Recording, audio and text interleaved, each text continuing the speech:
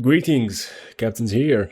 Today, I will inform you about the 7 essential things that needs to be done before and after going to the gym or training in general. Number 1.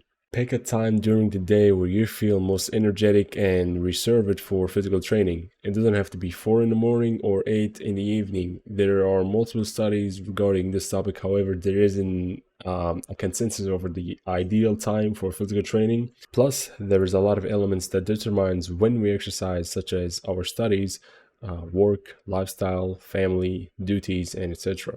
But the thing that exists is that athletes sometimes accustom themselves psychologically and physiologically to training within the hours of the competition that they will compete in.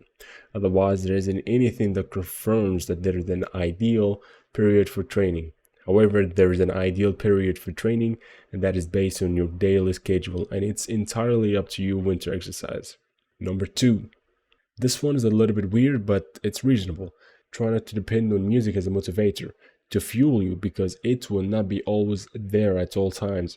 Check this video of David Goggins, who is considered one of the most influential individuals in the world, has to say about this topic. A lot of motherfuckers don't know how to self-motivate, man. Like, we like to put the headphones on, like before the big game and listen to the music. Yeah. What the did you do when the headphones come off, bro? It's you in your own mind. Right. I know how to do that. So, try not to entirely depend on music to fire you up, because it won't always be there for you. Number 3.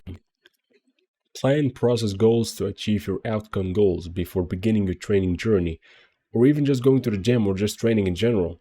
Prepare a realistic goals, realistic milestones, and a realistic training program that fits your mental and physical state, so you can reach your ambitions and accumulate numerous successes regardless of how big or small they are in your life, that will assist you into fortifying your mentality and believing in yourself even more. Apply small increment increases on a weekly basis to utilize the progressive overload principle to achieve hyperplasia and hypertrophy. It's one of the easiest yet beneficial ways to grow and get stronger regardless of your training program or goal. For example, if you ran 5 kilometers, next time make it 5.5 kilometers. And within 4 weeks, which is a month, you would have increased your running distance by 2 kilometers.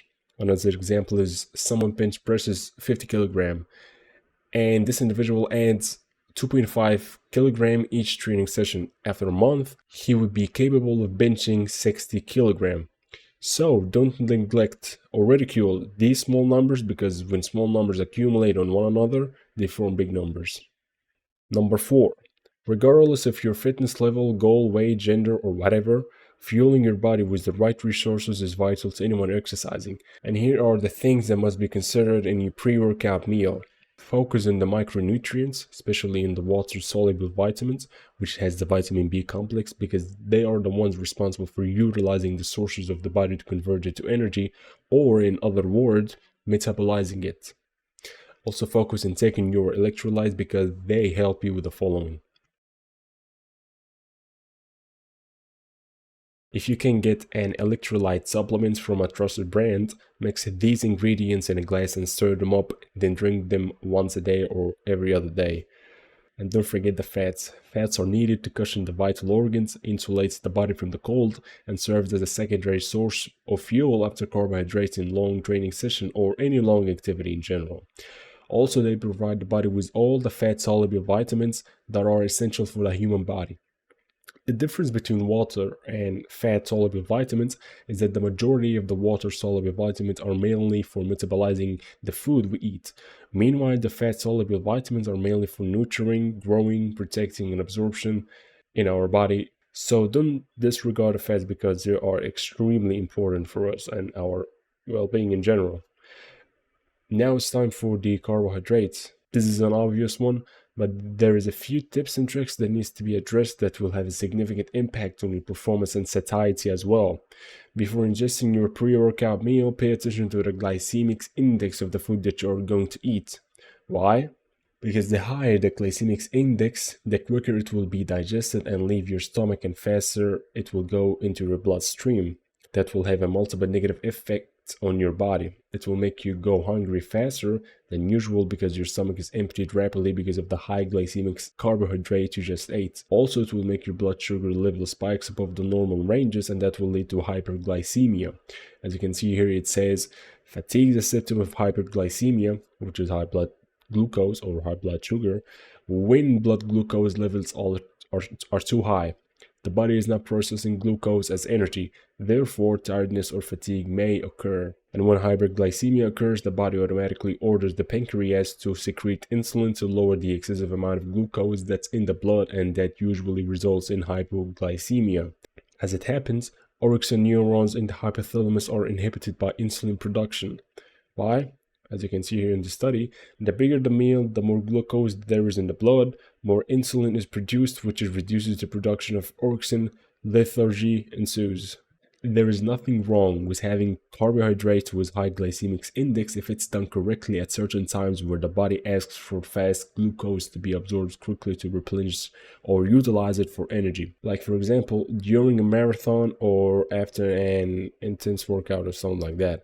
So ensure to eat food with low glycemic index so you would satiate yourself and maintain your orexin neurons with blood glucose levels within the normal range, and have carbohydrates that will fuel your body slowly during training and stay active.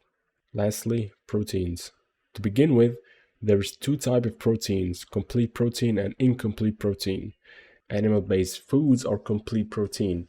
Foods like meat, poultry, fish, eggs, and dairy foods that will provide you with all of the 9 essential amino acids that your body needs. However, plant-based foods are incomplete proteins. Foods like fruits, vegetables, grain, nuts, and seeds always lack one or more essential amino acids. That's why I utterly dislike vegan diet. But even if you're following a vegan diet or a plant-based diet, you can still manage to nurture your body with all of the 9 essential amino acids through a method called complementary protein or protein complementation. As you can see in this image, what happens in this method is when you combine two plant-based foods to complete one another, like take legumes, which is low in methionine and tryptophan, and combine it with nuts and seeds, which is low in lysine and isoleucine. This fusion would compensate the deficiencies that exist in each other and thus create a complete protein source. Why did I mention all of that? To emphasize on the importance of eating a food source that has complete protein. Because when you eat a complete protein, your muscles will have a certain amino acid that spares the muscle from catabolism, such as the BCAA, when it's accompanied with other essential amino acids. Also, eating complete proteins facilitates the process of anabolism because of such amino acids as glutamine and glutamic acid. Thus, it's vital to eat food that has complete protein sources or follow the protein complementation method to provide you with what your body needs. Also, it will prevent exhaustion by providing energy for your body in case of gluconeogenesis occurs, but that's for another video. Number 5. Prepare your body for the mechanical pressure that will be applied to through stretches and warming up, but not any stretches or warming up. Before engaging in a physical activity, it's advised to do foam rolling, static stretching, and dynamic stretching. Starting with the foam rolling, it has benefits pre and post training. Let's start with the pre-training. As you can see here, pre-rolling resulted in small improvements in the sprints and flexibility, whereas the effect on jump strength performance was negligible. Then static stretching to elongate the muscle fibers to its normal length and increase the joint's range of motion to reduce the possibility of injuries. And before exercise, this form of stretching is not harmful nor it worsens your strength or performance. As it's written here in another study, there is strong evidence suggesting that static stretching causes only trivial negative effects on subsequent strength and power performances if the accumulated duration per muscle group does not exceed the 60 seconds. And later, they added that its benefits by saying, overall, coaches are advised to consider short duration static stretching as an important warm-up component in recreational sports due to its potentially positive effect on flexibility and musculotendinous injury prevention. And in other studies, they emphasized on its benefits by later added to avoid decrease in strength and performance that may occur in athletes due to static stretching before competition or activity. Dynamic stretching is recommended for warm-up, just to prepare the muscle for the kind of mechanical pressure it will be applied to, As this study also says, dynamic stretching is reported to be an effective stretching method on the basis of close similarity between the stretching and exercise movement patterns, and the induced elevation in core temperature, which is an increase in nerve conduction, velocity, muscle compliance, and finally in central drive. Therefore, foam rolling to increase the flexibility and performance, static stretching to elongate the muscle fibers and minimize injuries, dynamic stretching to activate the muscle fibers, increase the core body temperature, and also enhance the neuromuscular efficiency and also minimize injuries. What you're going to do after exercising is very similar to what you're going to do before exercising. There are just a few extra things. First, cool down is extremely important for your body physiologically because this is the transition stage from training to resting. However, I won't be able to speak in depth about this one specifically because this would need an entire episode of its own because it's a bit of a profound topic and a little bit complicated, to be honest with you. Thus, to abbreviate, here are the main benefits of cool down. The second thing that should be done after a cool down is static stretching again, to restore the muscle fibers into its normal length after contracting it repetitively to avoid having certain muscles being overactive.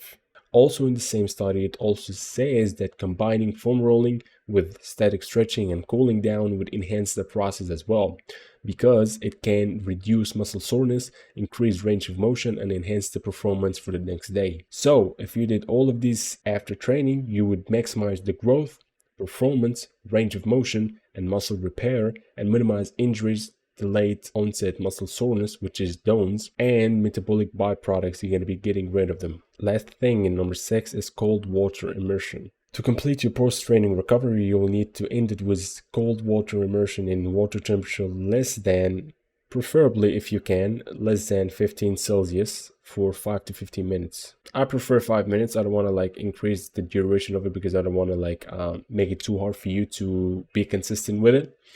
And if you can buy ice packs, just get 6 or more 1.5 liters of water bottles and cut the lid with a knife or scissors, then fill them to the top, then put them in the freezer as you can see in this video until they freeze, then put them in the bathtub and wait for them to dissolve a bit so they can reduce the temperature of the tub. The reason why I'm emphasizing when its importance is because it's versatile and numerous physiological benefits and also psychological benefits like reducing muscle soreness, helping the body to restore its normal temperature if you're hyperthermic, treatment for depression and other negative mental moods and disorders, and improving the immune system. So if you cool down, stretch, foam roll, and immerse your entire body in cold water, you'll be giving your body all the recovery it needs to reach your optimal results so you can reach your utmost peak. Number 7. What to eat after training is also similar to what to eat before training. So, you just finished training. If you're seeking to obtain muscle mass, size, thickness, and etc., don't take carbohydrates or glucose to be specific starting from the second you finish training up to 2 hours, because within this 2 hours, your growth hormone gradually ascends until it peaks. Therefore, your post-meal in this case should be comprised of healthy natural fats and protein.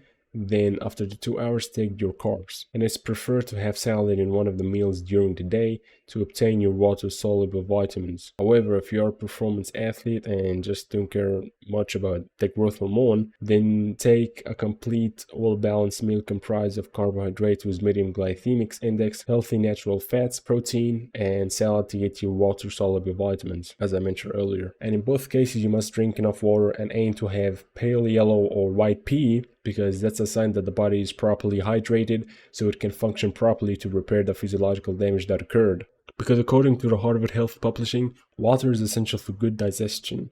When you don't drink enough water, your body cannot digest food properly. This can lead to constipation and other digestive problems. And that was the 7 essential things to do before and after going to the gym or any training place in general. Thanks for watching to the end. If you want one-on-one personal training based on your goals and personal needs, click on the first link in the description and check out the offers before it's too late. And subscribe to the one that suits you. God bless.